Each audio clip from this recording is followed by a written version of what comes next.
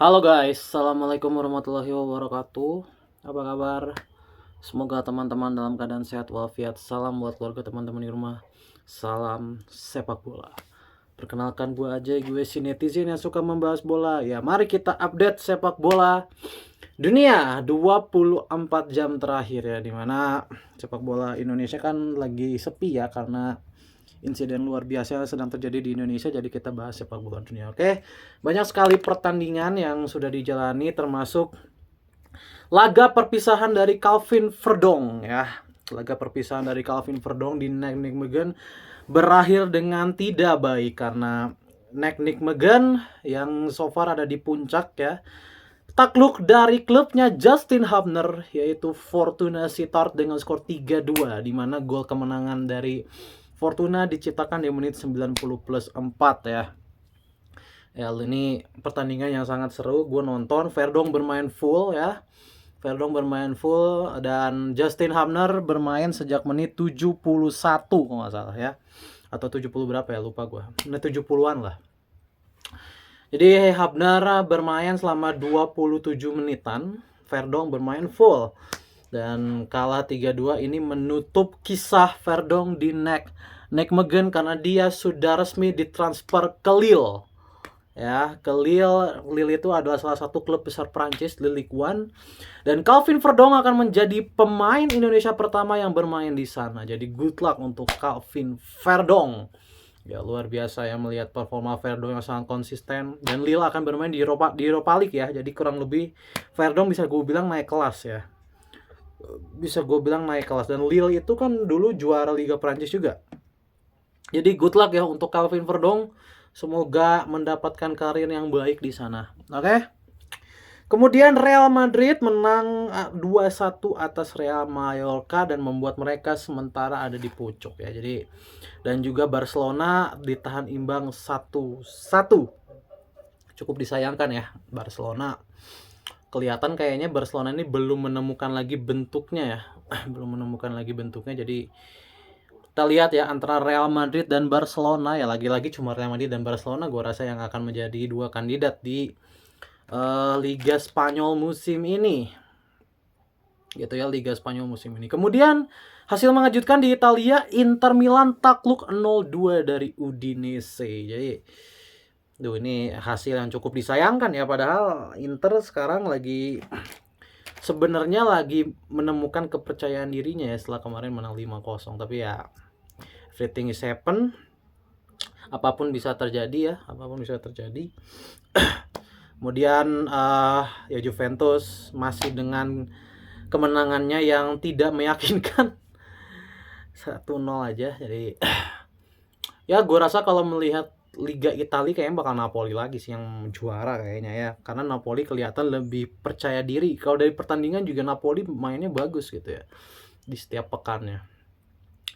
Menu utama kita adalah Liga Inggris. Seperti biasa, liga terbaik di dunia ini akan menjadi menu utama kita. Ya. Langsung saja, Manchester City takluk dari Brighton.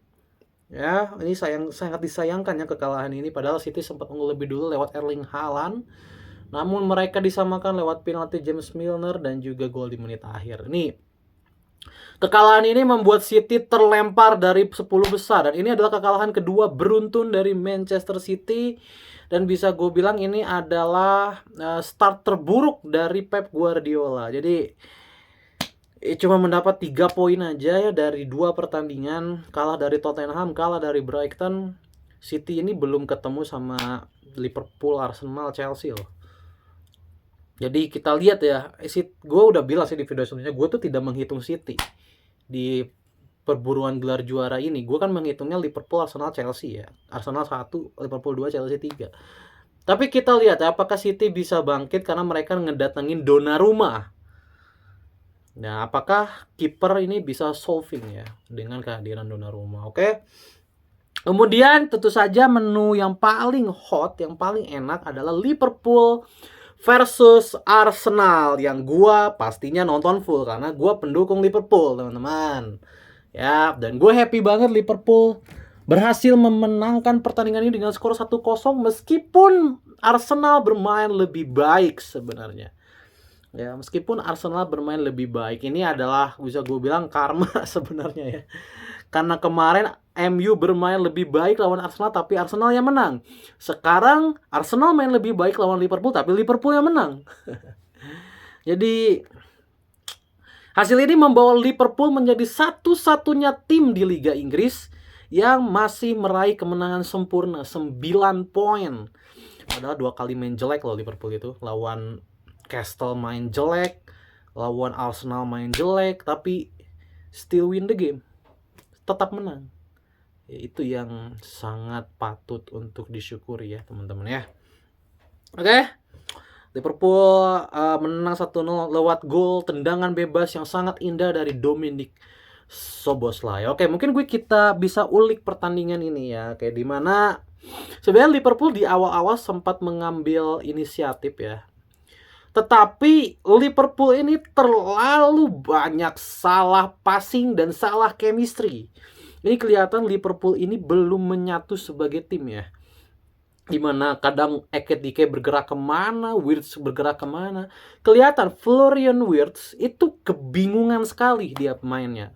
Ini jujur ya, benar ya, selama 90 menit Florian Wirtz itu kebingungan. Bener-bener bingung dia sama McAllister nggak menyatu. McAllisternya juga main jelek ya. Dia sama Ekitike nggak menyatu gitu ya. Sehingga dia tuh belakang sama depannya tuh putus terus. Jadi nggak tahu apa yang mau dilakukan gitu.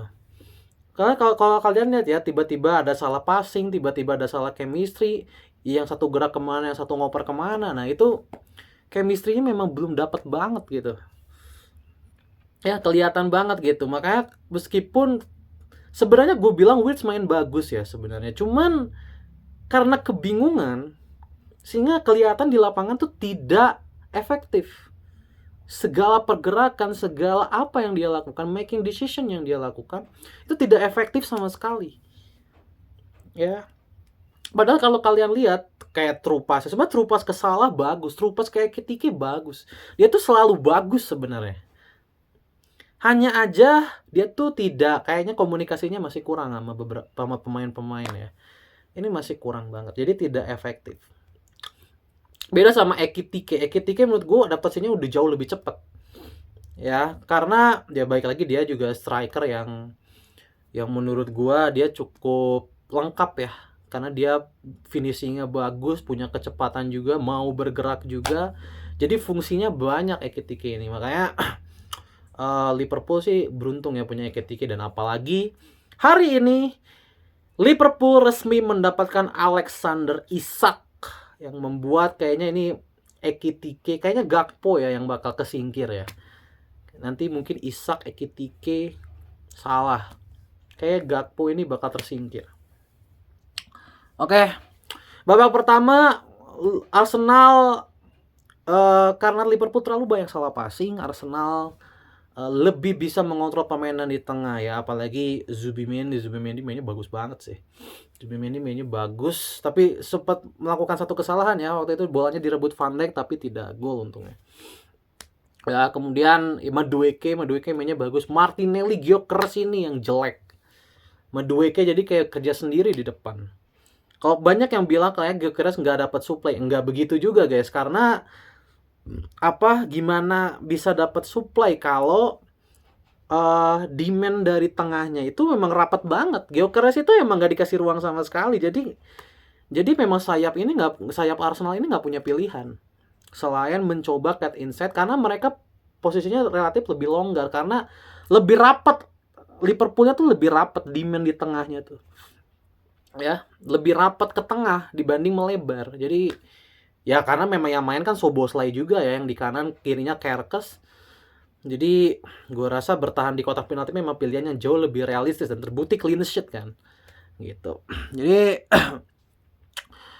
kalau bicara man of the match di pertandingan ini, gue akan pilih Ryan Gravenberch ya, bukan Dominic Szoboszlai. Meskipun Szoboszlai main bagus di pertandingan ini, tapi Gravenberch itu menurut gue, ini kalau Gravenberch dicabut dari Liverpool ya, ini goyang banget Liverpool serius. Karena kemarin yang benar-benar bisa membuat balancingnya bagus ya Liverpool. itu Gravenberch. Bertahannya bagus, terus juga progresi passingnya bagus, kemudian making decisionnya nyaris nggak ada yang salah gitu ya. Gravenberch sih untuk gua one of the best ya, one of the best DMF atau Regista atau apapun lah namanya lah ya, box to box kayak apalah namanya ya. Yang penting dia tuh bener-bener one of the best DMF sih, karena lengkap banget nih orang nih, bisa defend, dia bisa ngasih passing yang bagus, bisa ngasih umpan kejut. Gue rasa setelah kepergian TAA, Gravenberch ini akan jadi key player berikutnya ya. Ya, dan Szoboszlai gue surprisingly ya, dia di kanan ternyata mainnya luar biasa, meskipun kadang defense-nya tuh jebol. Ya apalagi setelah Eze masuk, itu Szoboszlai benar-benar dicecer banget habis-habisan. Jadi Gravenberch ini benar-benar nutup kanan, nutup kiri, apalagi pas ada Endo ya. Pas Endo masuk itu Gravenberch jadi jauh lebih bebas untuk menutup ruang. So bersyukur ya kita bisa beli Gravenberch dengan harga yang sangat murah dari Munchen. Luar biasa ya. Dan hasil ini buat gue sangat happy, karena gue itu tidak optimis Liverpool akan juara musim ini. Gue tuh tidak optimis terus terang, karena gue udah yakin kalau Salah, Van Dijk akan menurun, dan memang Salah, Van Dijk menurun kan 3 pertandingan ini juga. Tapi ternyata pemain lain bisa step up. Gravenberch step up, Szoboszlai step up, Ekitike baru masuk step up, Kerkes baru masuk step up. Kemarin Frimpong sebelum cedera juga ternyata step up langsung. Gue sangat bersyukur gitu ya. Oke? Itu aja ya tentang sepak bola 24 jam terakhir. Yes.